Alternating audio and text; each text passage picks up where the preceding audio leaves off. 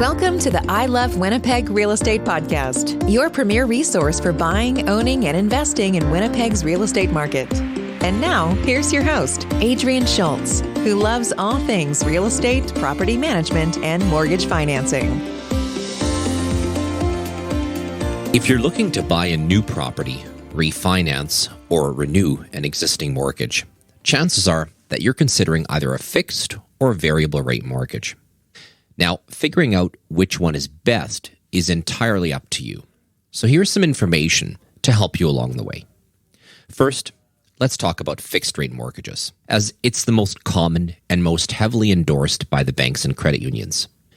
With a fixed rate mortgage, your interest rate is fixed for a certain time, anywhere from 6 months to 10 years, with the typical term being 5 years.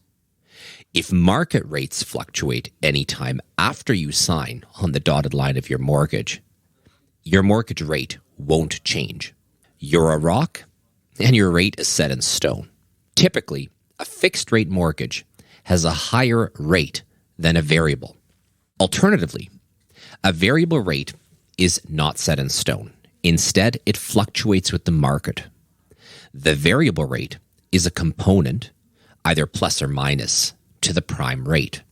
So if the prime rate, which is set by the Government of Canada and banks, is 2.45, and the current variable rate is prime minus 0.45, your effective rate would be 2%. If 3 months after you sign your mortgage documents, the prime rate goes up by a quarter point or 0.25%, your rate would then move to 2.25%. Now, typically, a variable rate comes with a 5-year term, although some lenders do allow to go with a shorter term.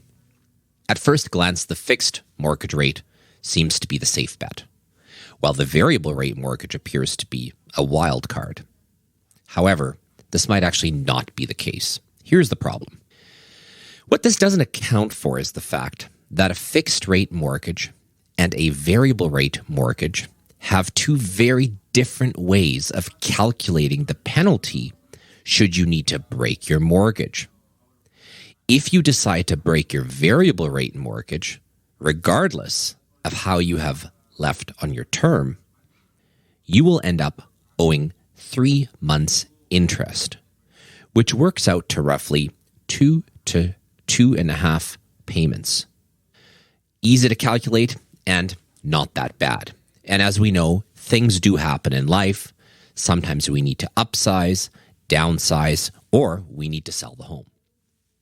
With a fixed rate mortgage, you will pay the greater of either 3 months interest or what is called an interest rate differential, IRD penalty.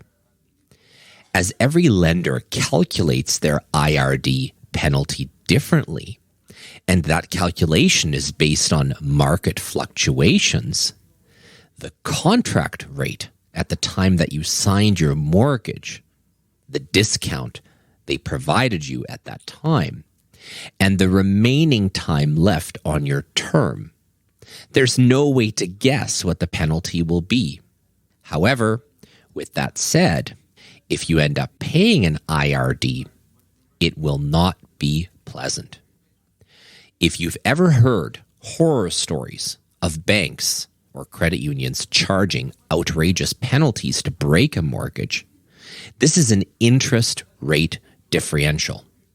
It's not uncommon to see penalties of 10 times the amount for a fixed rate mortgage compared to a variable rate mortgage, or up to 4.5% of the outstanding mortgage balance. So here's a simple comparison. A fixed rate mortgage has a higher initial payment than a variable rate mortgage, but it remains stable throughout your term. The penalty for breaking a fixed rate mortgage is unpredictable and can be upwards of 4.5% of the outstanding mortgage balance. In comparison, a variable rate mortgage has lower initial payment than a fixed rate mortgage, but fluctuates with prime throughout your term.